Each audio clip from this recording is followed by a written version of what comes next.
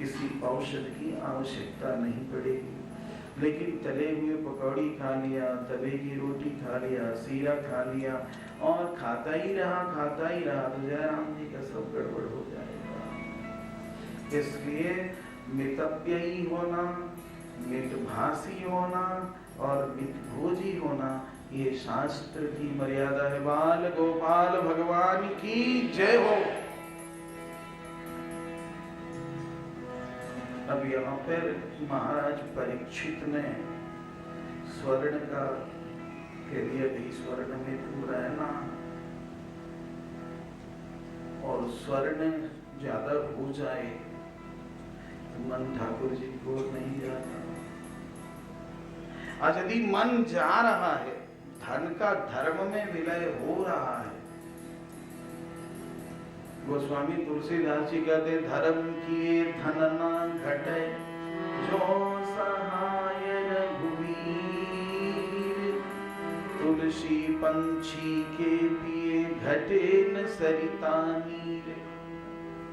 धन को धर्म में लगाने से धन घटता नहीं है, धन की शुद्धि हो जाती है।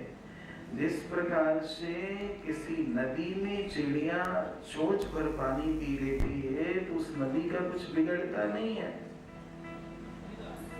तो धर्म किए धन ना घटे, जो सहाय रघुवीर।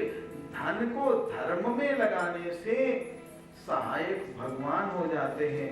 धन का नाम है माँ, माँ उपयोग की वस्तु है, इसलिए जो धन मिला है उस धन से धर्म करना यह शास्त्र है, ये भागवत जी की आज्ञा है। और धन पशु बन करके बैठे रहना उसके लिए पूरा सर्प की तरह सो ठीक नहीं है, उस पर कलयुग का निवास हो जाता है। इसलिए धन को धर्म में विलय करना चाहिए। अब देखो, समझो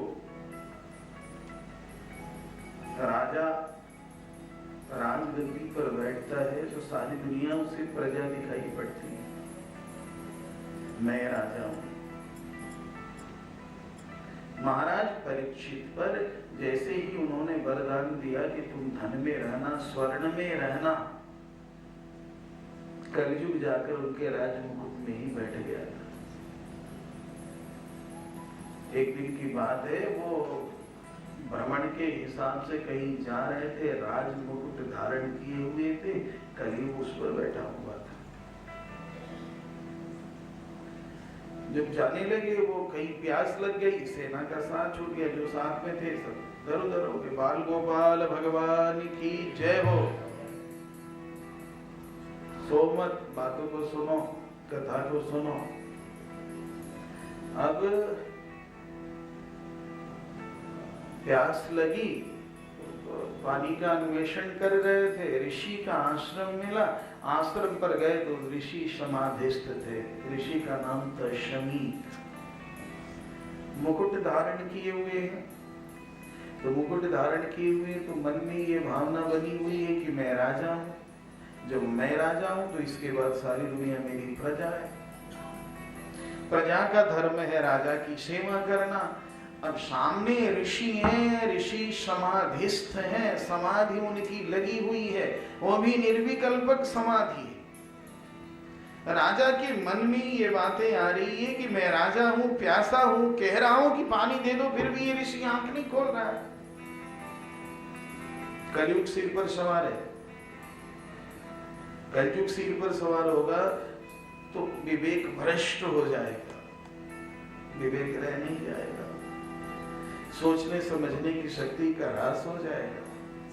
इसी क्रम में एक मरे हुए सांप को उठाए और शमीक ऋषि के गले में लपेट दिए। शमीक ऋषि के गले में लपेट दिए। श्री बाल गोपाल भगवान की जय। जब मैं कीर्तन कराऊं ना तो थोड़ा टहल लो, ठीक है ना, थोड़ा पानी वानी पी लो, कीर्तन करा देते हैं ना, तब आकर स्थिरता से बैठो तो बढ़िया रहता। श्री बाल गोपाल भगवान की जय। हरे कान्हा बरसाने में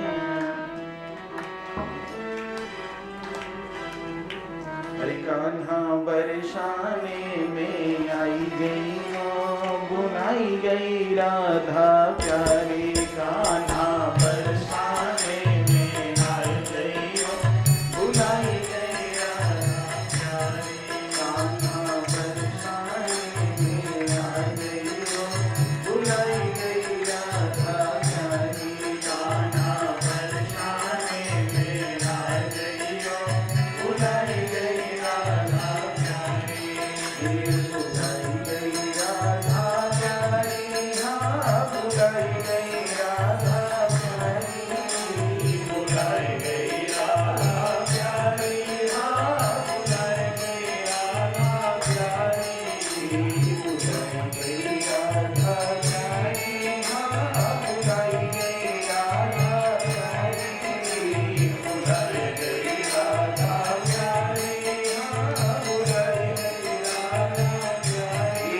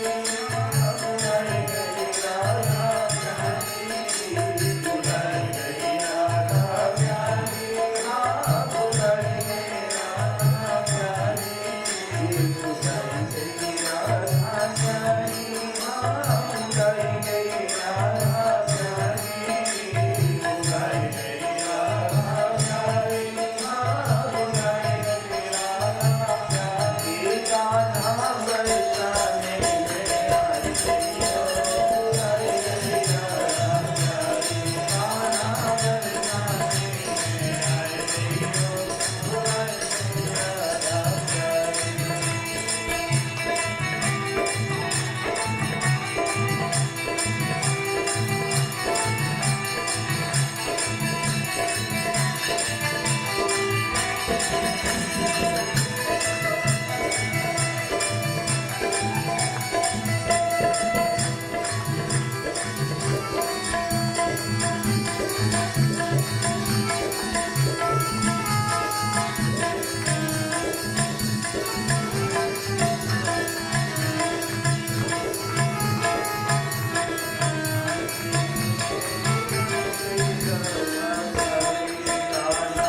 बरसाने में आई गई बुलाई गई राधा प्यारी। बुलाई गई राधा प्यारी,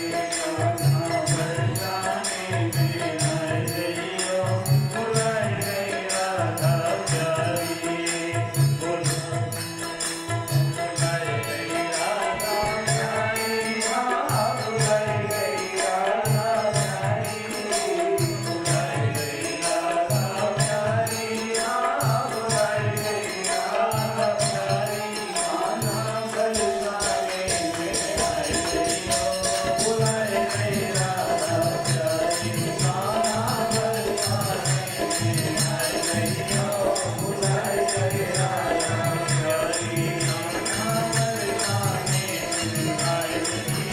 बुलाई गई राधा प्यारी।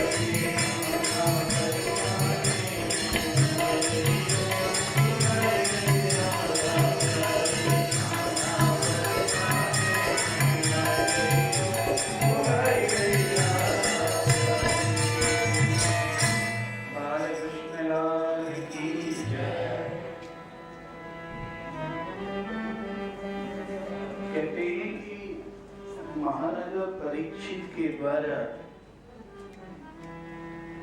कलियुग की वजह से यह अपराध हो गया। जब महाराजा परीक्षित राजमहल को आए और उन्होंने राज मुकुट को उतार करके रखा, बड़ी आत्मग्लानि हुई। कहने लगे कि संत महात्मा तो चलते फिरते भगवान हैं, तो बहुत गड़बड़ हो गया। नेत्र बरसने लगे। कह लगे प्रभु, इन पापों का प्रायश्चित हो जाना चाहिए। जिन हाथों से मैंने किसी संत का अपमान किया है, ये हाथ नहीं रहने चाहिए, ये शरीर नहीं रहने चाहिए। हे गोविंद, हे माधव करके रो रहे। इधर ऋषि कुमारों ने शमीर जी के पुत्र श्रृंगी ऋषि थे, श्रृंगी ऋषि से कहा कि तुम्हारे पिता के साथ बहुत बड़ा अन्याय हुआ है और अन्यायी है यहाँ का राजा। मरे हुए सांप को लपेट करके उसने ऋषि समुदाय का अपमान किया है। ये तुक्परोष ताम्राक्षो वयस्यान् ऋषि बालकः कौशिक्यावोपस्पृश्य वाग्वज्रं विससर्जः।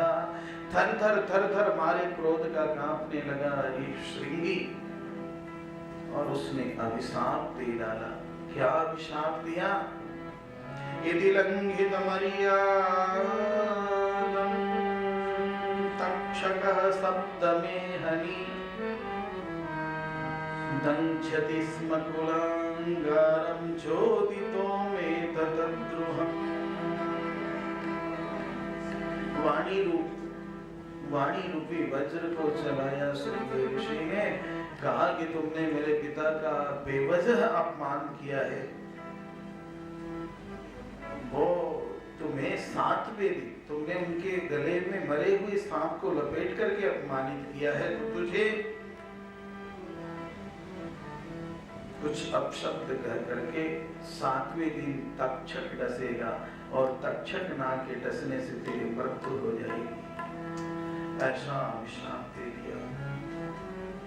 अब आए वो श्रृंगी ऋषि शमी के पास समाधि खुल चुकी थी, रो रहे थे। पूछा, ये सारी बातें ज्ञात हुई श्रृंगी को, शमी ऋषि जी को। उन्होंने कहा कि अभिशाप देना उचित नहीं था, तुमने अभिशाप दे करके अच्छा नहीं किया। राजा देवस्वरूप होता है, शासक के शरीर में देवताओं का निवास होता है, उसके शासन में ही प्रजा सुखी होती है। और ऋषि महात्मा का कर्तव्य अभिशाप देना नहीं है, ब्राह्मण का कर्तव्य किसी को अभिशाप देना नहीं। लेकिन अब कुछ भी कहने से कोई फर्क तो नहीं पड़ता। अब तो जो होना था सो तो हो ही चुका, जो अभिशाप देना था वो तो दे ही चुके थे। तब उन्होंने ये सूचना भिजवाई महाराज परीक्षित यहाँ, और परीक्षित जी कहने लगे कि मेरे पापों का प्रायश्चित अभी ही हो गया। जो पाप है, पापों का जो प्रायश्चित है वो अभी ही हो जाए तो बढ़िया है, नहीं तो पूरा जन्म लेकर के भुगतना ही पड़ेगा या वहां भुगतना पड़ेगा। अब उन्होंने अपने ज्येष्ठ पुत्र जन्मेजय का राज्याभिषेक किया और सब कुछ छोड़ करके, सारी चीजों का परित्याग करके गंगा जी के किनारे चले गए। वहां पर जिन जिन लोगों ने ये सूचना प्राप्त की, अमलात्मा, विमलात्मा, महात्मा लोग सभी के सभी वहां पर पधारे। परीक्षित जी सभी संत महात्माओं को साष्टांग प्रणाम निवेदन किए और बैठे रहे। कहते हैं कि देखते ही देखते तत्रा भवद भगवान व्यासपुत्रो यदृक्षया गामटमानो नपेक्षः अलक्षलिंगो निजलाभतुष्टो वृतश्च मालैरवधूतवेशः। देखते ही देखते उस सभा में, जिस सभा में वेदज्ञ कर्मकांडी मीमांसक वेदांती योगी नैयायिक तत्ववेता सभी पहुंचे हुए हैं। बड़े बड़े अमलात्मा विमलात्मा महात्मा लोग पधारे हुए हैं। उस सभा में भगवान सुखदेव प्रकट हो गए। उनको देख करके लगता ये था कि साक्षात भगवान कृष्ण ही अवधूत वेश में परमहंस वेश में महाराजा परीक्षित की रक्षा करने के लिए यहाँ प्रकट हुए। गर्भ में रक्षा की थी, वहां पर ब्रह्मास्त्र चलाया था, उससे रक्षा की थी, अब पुनः रक्षा करनी है। वाणी से अभिशाप दिया है तो वाणी से रक्षा करनी है, इसलिए स्वयं भगवान पधारे हुए हैं। बोल श्री सुखदेव भगवान की जय। जब सुखदेव जी वहां पर पधारे थे उस समय उनकी 16 वर्ष की अवस्था दिखाई पड़ रही थी। दिगंबर वेश और शरीर से ज्योत्सना निकल रही थी। श्यामल वर्ण मनोरम जौवन मधुर मुस्कान कमनीय कांति, एकदम लगता था कि भगवान कृष्ण ही। भगवान सुखदेव को देख करके अमलात्मा विमलात्मा महात्मा महर्षि देवर्षि राजर्षि सभी उठ करके खड़े हो गए। सुखदेव जी को बैठा करके साष्टांग प्रणाम महाराजा परीक्षित ने कहा कि हमारा सौभाग्य भगवान गर्भ में रक्षा किए थे, सोई भगवान पुनः पधारे हैं। पाद प्रक्षालन करके शरणामृत लिया और भगवान सुखदेव ने कहा कि तुझे चिंता करने की कोई आवश्यकता नहीं है। राजा खंडवान की मुक्ति तो बहुत कम समय में हो गई थी, तुम्हारे पास तो भी 7 दिन है, तुम्हें चिंता करने की जरूरत नहीं। तो इन्होंने प्रश्न किया कि प्रभु मरने वाले को क्या करना चाहिए। और दुनिया में कौन ऐसा व्यक्ति है जो मरने वाला ना हो। पर्टिकुलर अपने लिए ही प्रश्न नहीं किया है। मरने वाले तो सभी हैं, दुनिया में कोई ऐसा पैदा नहीं हुआ जिसका जन्म हुआ हो और मरे नहीं। ऐसा कोई व्यक्ति पैदा नहीं हुआ जो मरा ना हो। मरना तो वही है, कोई आगे मरेगा कोई पीछे मरेगा, बस बात इतनी। मरना तो निश्चित है। जो चीजें बनी हुई है उसे बिगड़ना है, यह शाश्वत सत्य बात है। जिसका जन्म हुआ है उसकी मृत्यु होनी है, यह निश्चित बात है। इसमें कहीं किंतु परंतु है ही नहीं, इसमें कहीं तर्क का विषय है ही नहीं। और मरना 7 दिन में ही है। अरे रविवार सोमवार मंगलवार बुधवार बृहस्पतिवार शुक्रवार शनिवार फिर है रविवार। कोई भी मरेगा तो इन्हीं 7 दिनों में मरेगा ना। कभी भी करो तो फिर वो रविवार सोमवार मंगलवार बुधवार बृहस्पतिवार शुक्रवार शनिवार रविवार, फिर वही ये क्रम चलता रहेगा। इस पर भगवान सुखदेव ने कहा है वरीयानेशते प्रश्नः कृतो लोकहितो नृपा। नृप कहा है, नृप कहते हैं नृपात इति नृपः, जो मनुष्यों की रक्षा करता है उसको नृप कहते हैं। कहते हैं कि तुम्हारा प्रश्न वरेण्य है, वारण करने योग्य है, क्योंकि ये लोकहित में है। किसी भी कार्य को जब लोकहित में करोगे ना तो वह वरेण्य हो जाएगा। स्वार्थ और परमार्थ, स्व के लिए अपने लिए सब कुछ करना ये स्वार्थ हो गया, और अन्यों के लिए सब कुछ करना ये परमार्थ हो गया।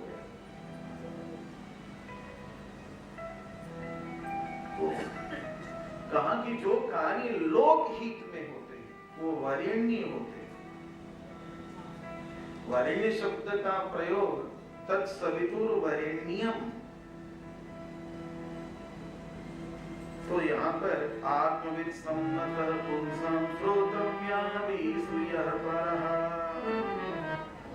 कहते हैं कि राजन, शमशान के लोग लकीर के फकीर हैं।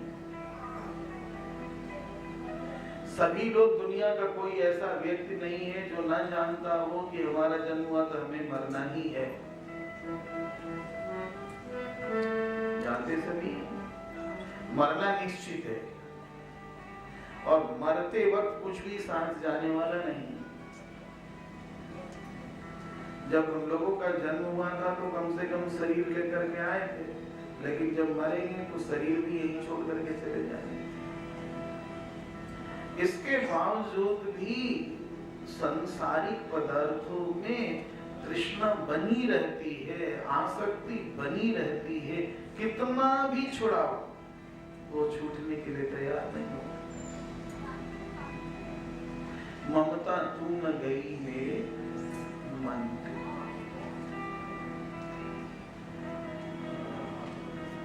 इस प्रकार से उन्होंने समझाया है। सभी कहते हैं राजस्थान में एक भजन गाते थे, उसकी एक पंक्ति आपको कहता हूं, इसी भाव से संबंधित वो भजन है। तू एड़ो मत ना खोए,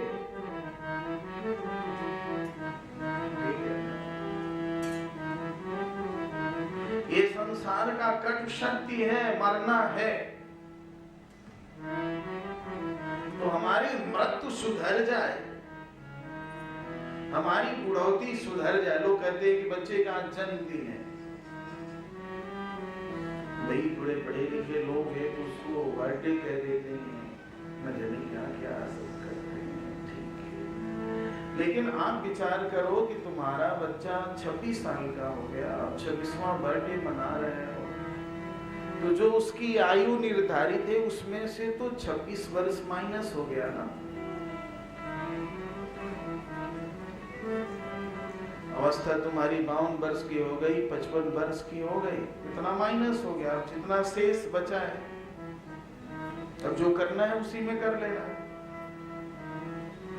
लेकिन उधर दृष्टि जाती ही नहीं। आदमी समझता है कि हम लोमस मार्कंडे से कम थोड़े ही हैं। किसको विचार होता है? कौन नहीं जानता है कि मरना है। बाप दादे पुरखा पुरनिया सब मरते गए मरते गए मरते गए, हम भी मरे नहीं, लेकिन किसकी दृष्टि जाती है उधर। अरे तू ये लो मत ना खोए जमारो नर को, तो ये लो मत ना खोए जमारो, ओ तेरी चौरासी गतियाँ गगन करनी को, तेरी चौरासी गतियाँ गगन करनी को, ओ तेरी चौरासी गतियाँ गगन करनी को।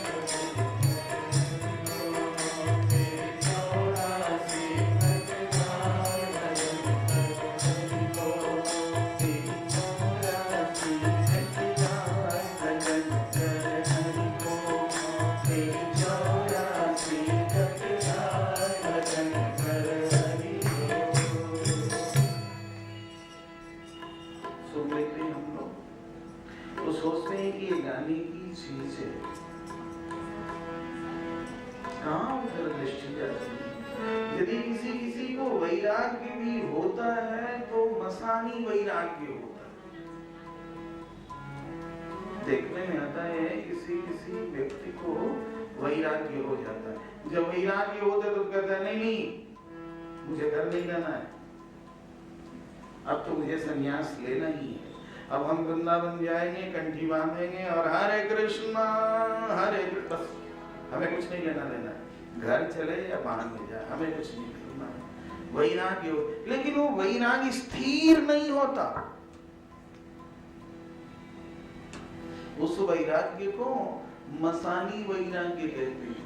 वो वैराग्य क्यों हुआ है? पत्नी से किसी बात पर बाताबाती हो गई, पत्नी कुछ कह रही है, पति कुछ कह रहा है,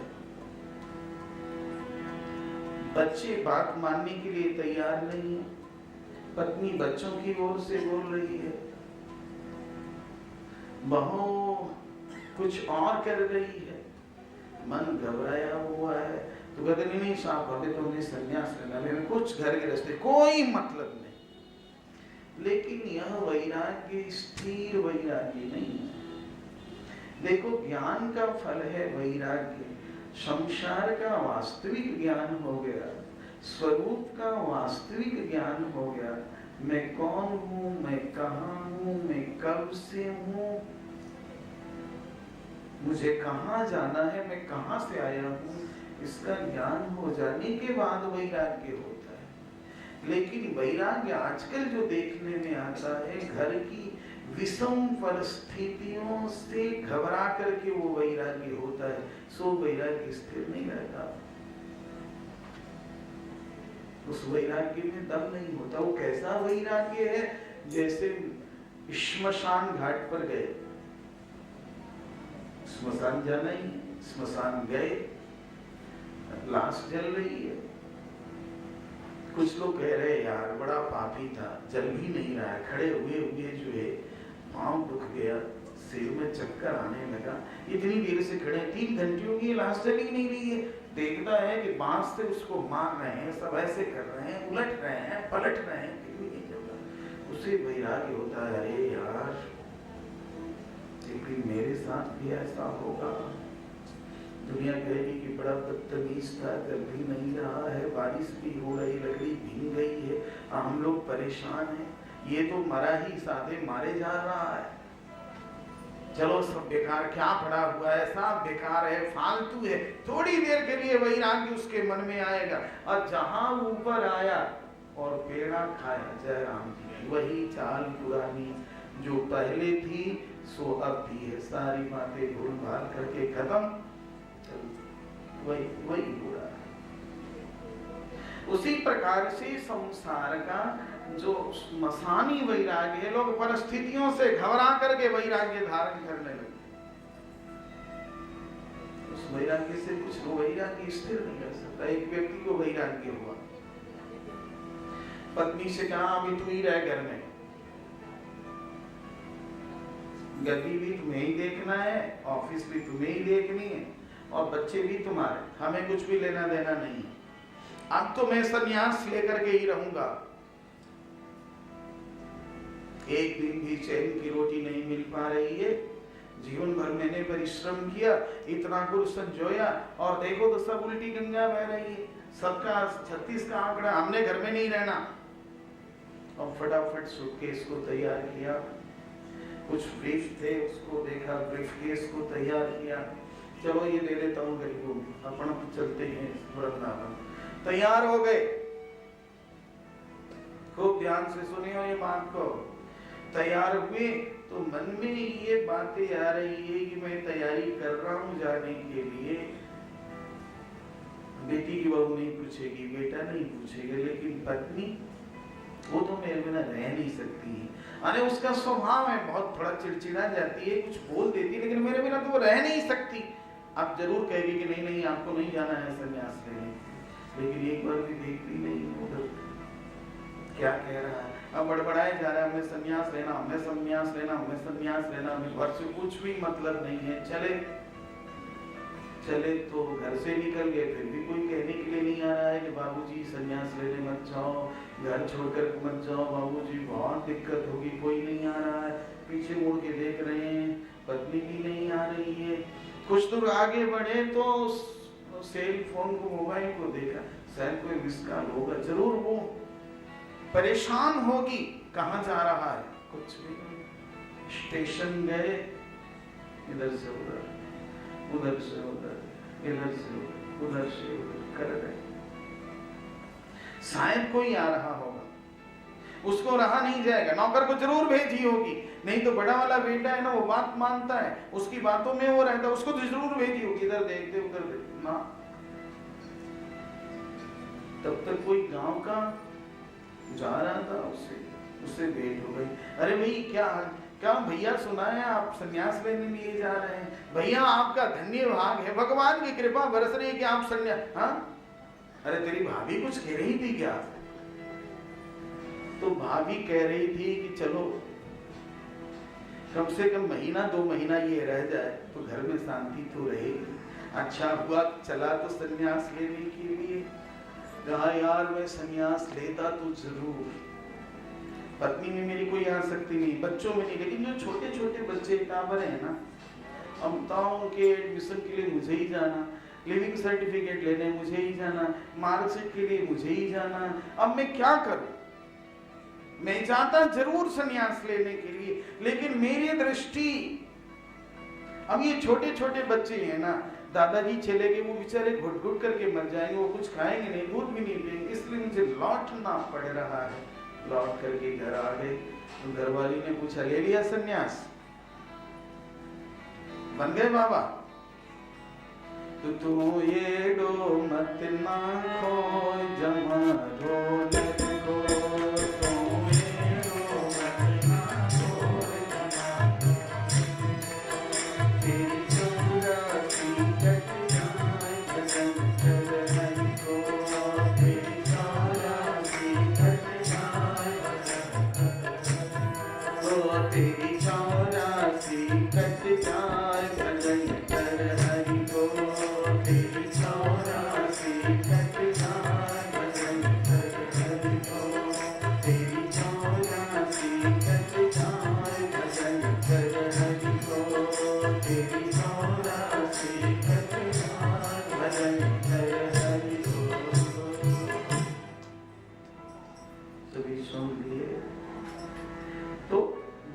सुखदेव ने कहा कि राजन तेरा प्रश्न वर्णनीय है, वर्ण करने योग्य है।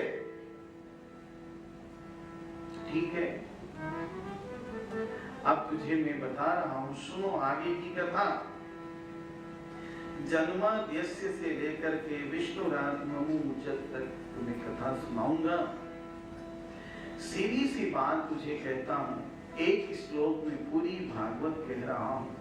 भगवान सुखदेव सुना रहे हैं, एतावान सांख्य योगाभ्याम, एतावान सांख्य योगाभ्याम स्वधर्म परिनिष्ठया जन्मलाभः परः पुंसाम् अन्ते नारायण स्मृतेः।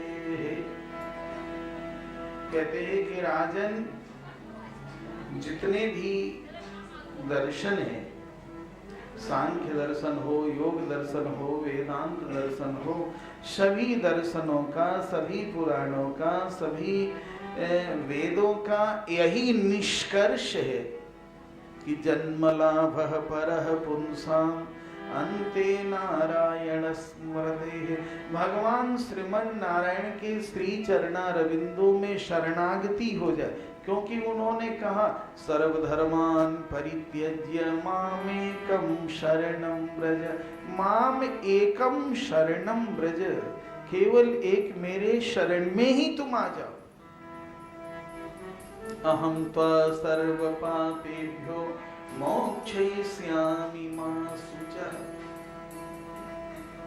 भगवान ने आश्वासन दिया जीवात्मा को, तेषामहं समुद्धरता मृत्यु संसार सागरात्, मैं ये मृत्यु रूपी संसार समुद्र से निश्चित रूप से उद्धार करूंगा, तुम मेरे शरण में आ जाओ। तो राजन, सभी शास्त्रों का एक ही निष्कर्ष है कि किसी भी व्याज से मन ठाकुर जी के श्री चरणारविंदों में लग जाए, प्रपत्ति पर, भगवान की शरणागति पर महाविश्वास बन जाए, हम श्री ठाकुर जी के हैं, हम श्री ठाकुर जी के आश्रय में हैं, हम श्री ठाकुर जी के चरणाश्रित हैं, हमारे रक्षक, हमारे प्रतिपालक, हमारे अभिभावक श्री जगन्नाथ जी हैं, तो निश्चित ही मंगल हो जाएगा, इसमें कहीं दो मत नहीं है। संपूर्ण भागवत का राजन ये निचोड़ तुझे मैं कह रहा हूं। तस्मात् भारत सर्वात्मा भगवान ईश्वरो हरि, श्रोतव्यः कीर्तितव्यश्च स्मर्तव्यश्च क्षताभयम्। इसलिए प्रत्येक व्यक्ति का धर्म है कि भगवान श्री कृष्ण के चरित्र का श्रवण करे, भगवान श्री कृष्ण के दिव्य नामों का संकीर्तन करे, भगवान श्री कृष्ण की दिव्य झांकी का दर्शन करे, भगवान श्री कृष्ण के दिव्य श्री चरणारविंदों का ध्यान करे, क्योंकि भगवान श्री कृष्ण ही सर्वत्र व्याप्त हैं। ईशावास्यमिदं सर्वम्, बस उनकी स्मृति बनी रहे। अब इस कथा को मैं आगे कहता हूं, भगवान सुखदेव कहते हैं, और इसके बाद दो प्रकार की मुक्ति की चर्चा की है उन्होंने। एक को कहते हैं सद्यो मुक्ति, दूसरे का नाम है क्रम मुक्ति। एक में यम, नियम, आसन, प्राणायाम, प्रत्याहार, धारणा, ध्यान और समाधि। धारणा की सर्वोच्चावस्था का नाम है ध्यान, और ध्यान की सर्वोच्चावस्था का नाम है समाधि। समाधि दो प्रकार की होती है, सविकल्पक और निर्विकल्पक। तो एक तो क्रम बताते हैं कि नीचे जो रीढ़ की हड्डी है ना, उसमें 6 चक्र बने हुए हैं। प्राणवायु को मूलाधार से स्वाधिष्ठान में, स्वाधिष्ठान से मणिपुर में, मणिपुर से अनाहत में, अनाहत से विशुद्ध में, विशुद्ध से आज्ञा चक्र में, फिर सहस्रार में ले जाकर के सीधे। दूसरी बात, श्रवणं कीर्तनं विष्णोः, स्मरणं पादसेवनं, अर्चनं वन्दनं, दास्यं सख्यम् आत्मनिवेदनम्। यदि यम, नियम, आसन, प्राणायाम, प्रत्याहार नहीं हो रहा, एक नियम बना है, गोपाल जी की सेवा करनी है, गोपाल जी का श्रृंगार करना है, गोपाल जी के चरणारविंदों में शरणागति करनी है, गोपाल जी को तुलसी दल भेंट करना है, गोपाल जी को भोग लगाना है। माने मन में एकदम गोपाल धरे रहे, मन गोपाल में हो जाए, मन बरबस जाए, अब गोपाल जी के कार्य को करना है। कभी कभी एकांत में बैठकर उनसे लाड लड़ा दो।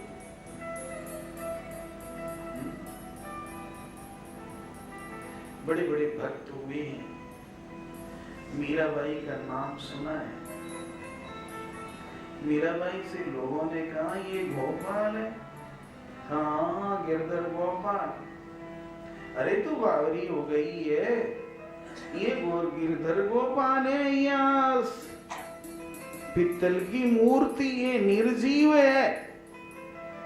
मीरा ने कहा कि नहीं नहीं, तुझे भ्रम हो गया है, तेरे आंखों में कोई बीमारी हो गई है। जो प्राणों का प्राण, ओज का ओज, बल का बल, आत्मा की आत्मा, परमात्मा कृष्ण को तुम मूर्ति कह रहा है। ध्यान रखना, कभी भगवान के यहाँ जाना, भगवान को मूर्ति मत कहना। भगवान भगवान है, जगन्नाथ जगन्नाथ वो मूर्ति नहीं है।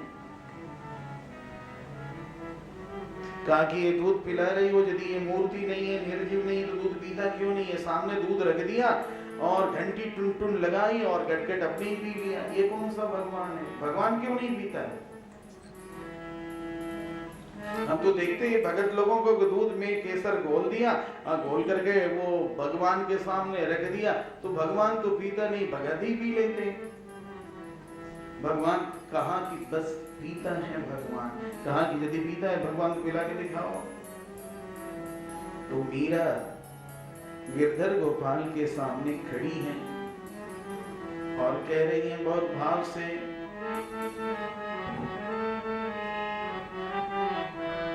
आप भी आनंद लीजिए, ध्यान लीजिए।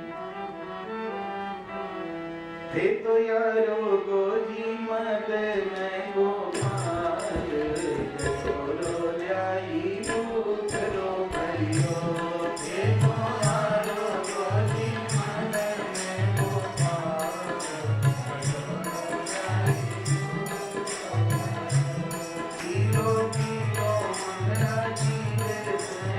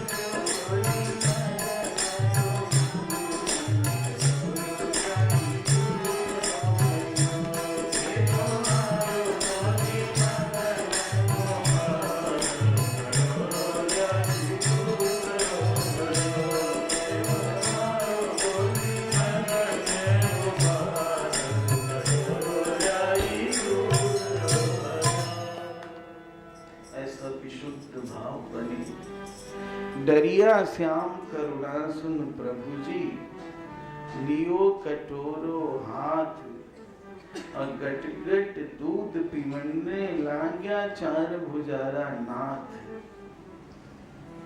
ठीक है, भगवान दूध के कटोरे को उठा करके यहाँ पूर्ण सनातन ब्रह्म जगन्नाथ भगवान की भाई भोग मंडप कहाँ है, ठाकुर जी कहाँ, यहाँ कैसे भोग लगेगा। उसने देखा कि भगवान कहाँ तैसे गया और लेकर के वो पा रहे। बात तो भाव की है, भाव में सब कुछ भरा हुआ है।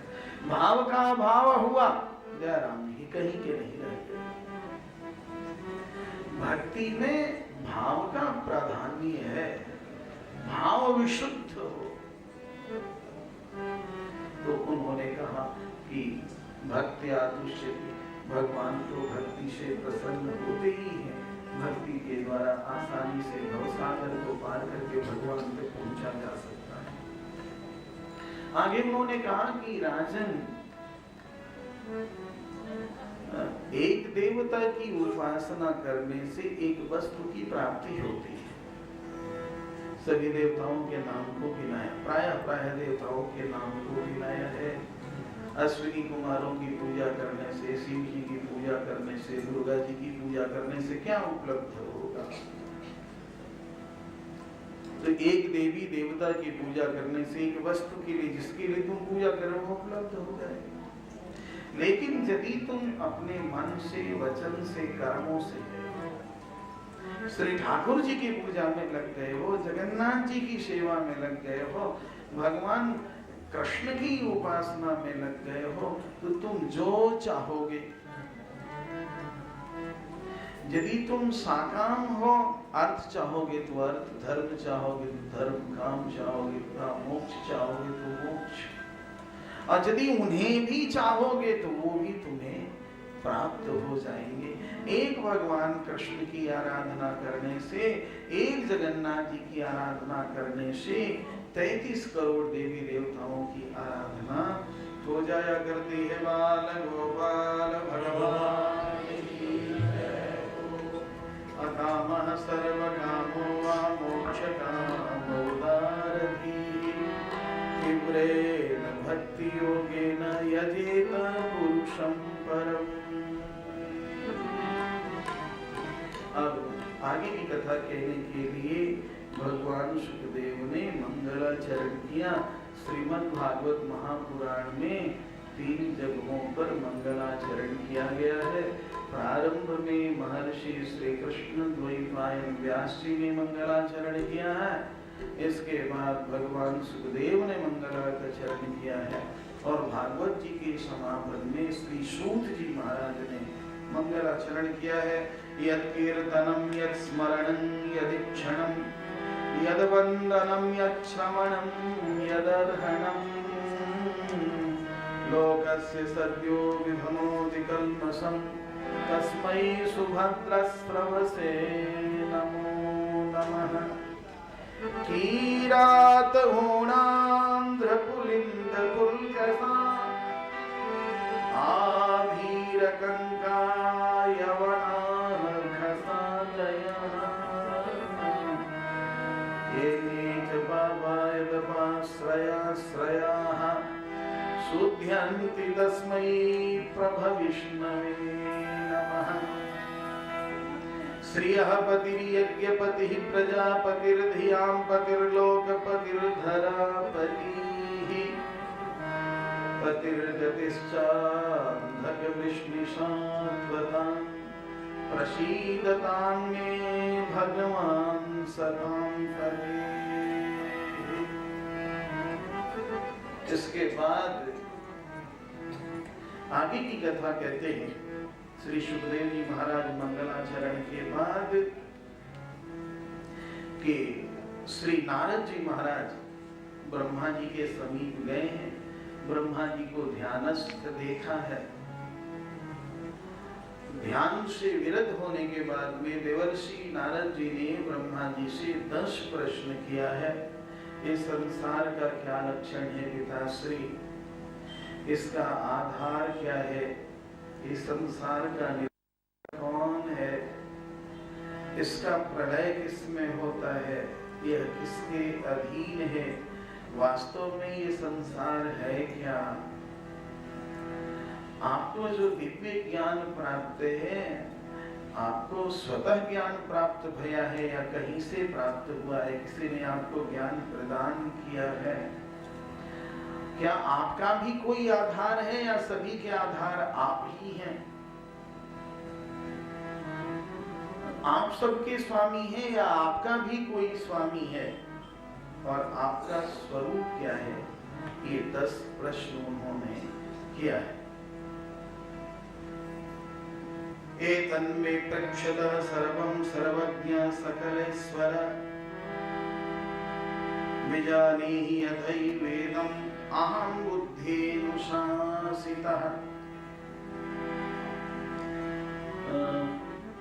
श्री ब्रह्मा जी ने कहा कि पुत्र, तुम्हारे प्रश्न बड़े ही सम्यक हैं, सुंदर हैं और प्रभावोत्पादक हैं। मुझसे जो परतत्व है, जिसके द्वारा मैं संचालित होता हूँ, वही परम तत्व है और वही उसी परम तत्व को नारायण कहते हैं। उसी परम तत्व को वासुदेव कहते। तुमने जो प्रश्न किया था तो उसका उत्तर ये है कि हमारे भी सर्वेश्वर, हमारे भी नियामक, हमारे भी स्वामी भगवान नारायण हैं।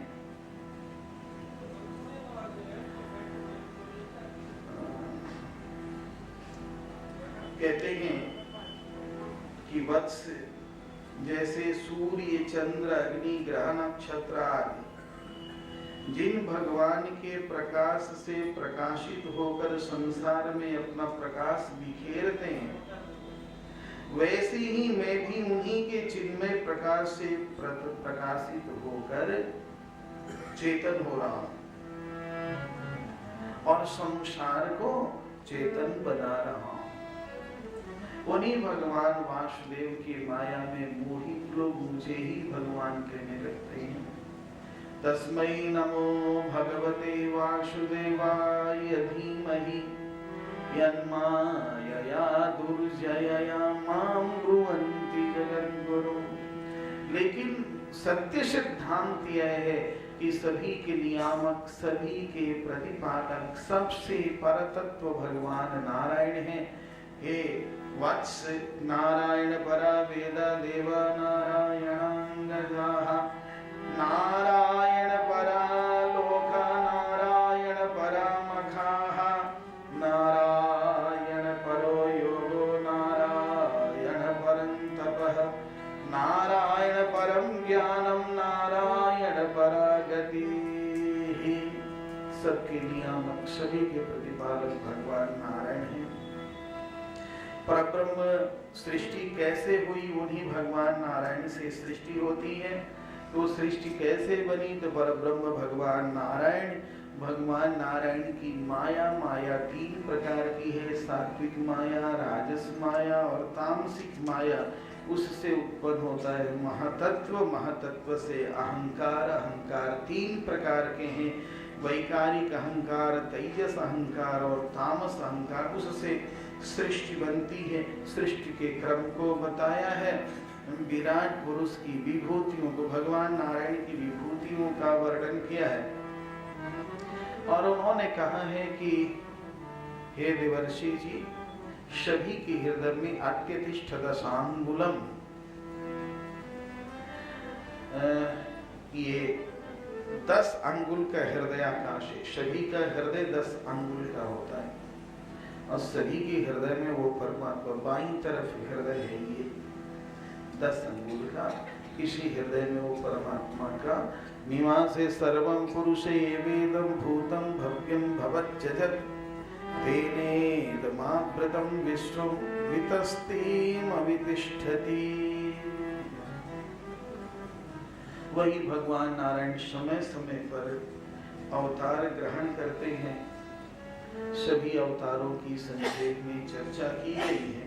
और इधर महाराज परीक्षित का प्रश्न हुआ है और उस प्रश्नों का समाधान करते हैं।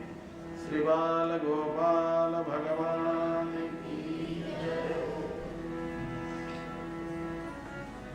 और ब्रह्मा जी ने जिस भागवत को सुना है उसको चतुश्लोकी भागवत कहते हैं और उसी भागवत को उन्होंने नारद जी को सुनाया है। 4 श्लोकों में है, आप सुनिए। अहमेवासमेवाग्रे नान्यदि यदसदसत्परं पश्चादहं यदेतच्च यो वशिष्येत सोऽस्म्यहं कृतेयं यत् प्रतीयेत न प्रतीयेत चात्मनि तद्विद्यादात्मनो मायं यथा भासो यथा तमः यथा महान्ति भूतानि भूतेषु च वचस्वनो प्रविष्टान्यप्रविष्टानि तथा तेषु न तेष्वहम् एतावदेव जिज्ञासं तत्त्वजिज्ञासुनात्मनः अन्वयव्यतिरेकाभ्यां यत् स्यात् सर्वत्र सर्वदा। और उसी चतुश्लोकी भागवत को श्री देवर्षि नारद जी महाराज सरस्वती नदी के किनारे पर शम्याप्रास में महर्षि व्यास जी को सुनाए हैं और व्यास जी ने उसी का विशदीकरण किया है और जिसे उन्होंने श्री सुखदेव जी को पढ़ाया है। तस्माइदं भागवतं पुराणं दशलक्षणं प्रोक्तं भागवतं प्राह प्रीतः पुत्राय भूतकृत् नारदः प्राह मुनये सरस्वत्यास्तटे नृप ध्यायते ब्रह्म परमं व्यासायामित तेजसे यदुताहं त्वया पृष्टो वैराजात् पुरुषादिदं यथासित तदुपाख्यासे प्रश्नानन्यांश्च कृत्स्नसः। इस भागवत महापुराण के 10 लक्षण हैं। सर्ग, विसर्ग, स्थान, पोषण, भूति, मनवंतर, ईशानु कथा, निरोध, मुक्ति और आश्रय। श्री बाल गोपाल भगवान की जय हो।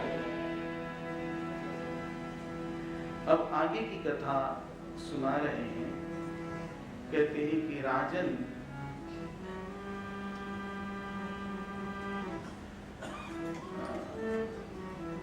श्री विदुर जी महाराज,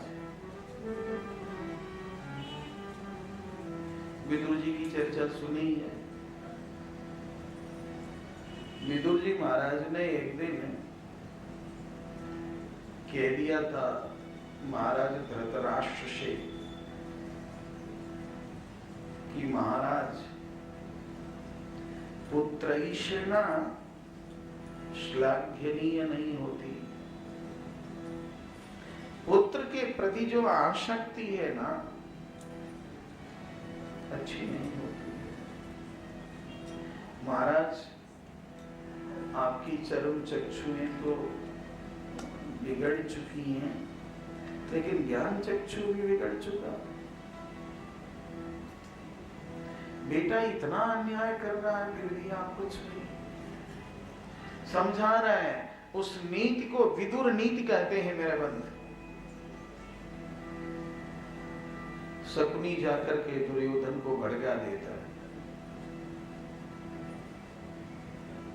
और दुर्योधन को वाच्य बोलता है विदुर जी, और विदुर जी वहां से तीर्थ यात्रा के लिए चले। विदुर जी ने बहुत से